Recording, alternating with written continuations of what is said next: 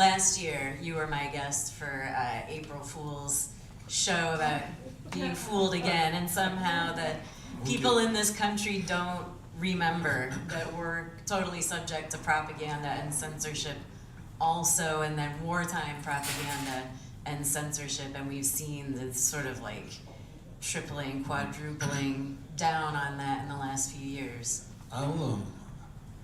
That's a good place to close, because when I talk about wartime propaganda, the Israelis had a term for it, hasbara, which means telling or explaining, right? And they've really become, in a sense, scientific about it, systematic and scientific. At the very beginning of World War I, when the German army swept into Belgium, there were immediate reports of how brutal the Huns were, the Germans. They were called the Huns by the Brits and so on. There was reports of babies on bayonets and the raping of nuns and mutilations of bodies and so on and so forth. It turned out, and it's still debated in the historiographical literature about what was really going on. But what became clear is that British intelligence was making these stories up. Aimed where? At an audience in the United States,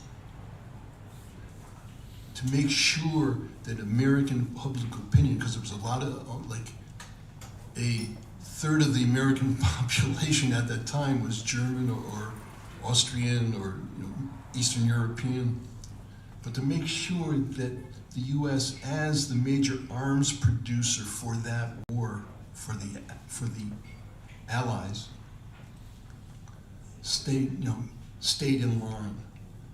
So people were outraged. It's my way of saying that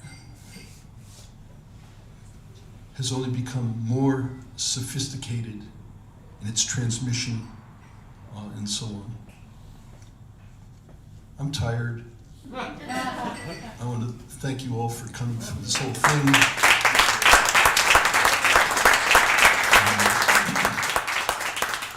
I'll say one final thing.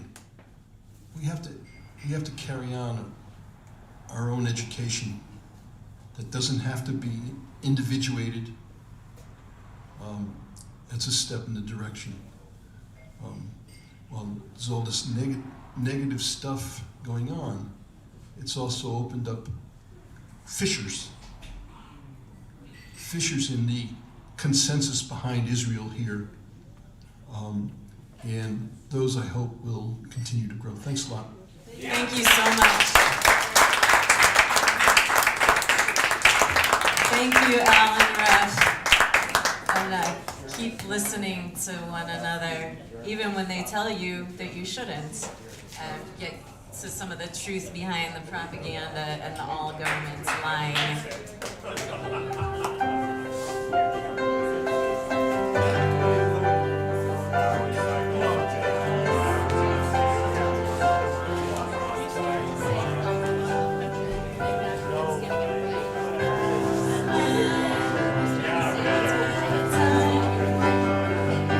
Another time it's not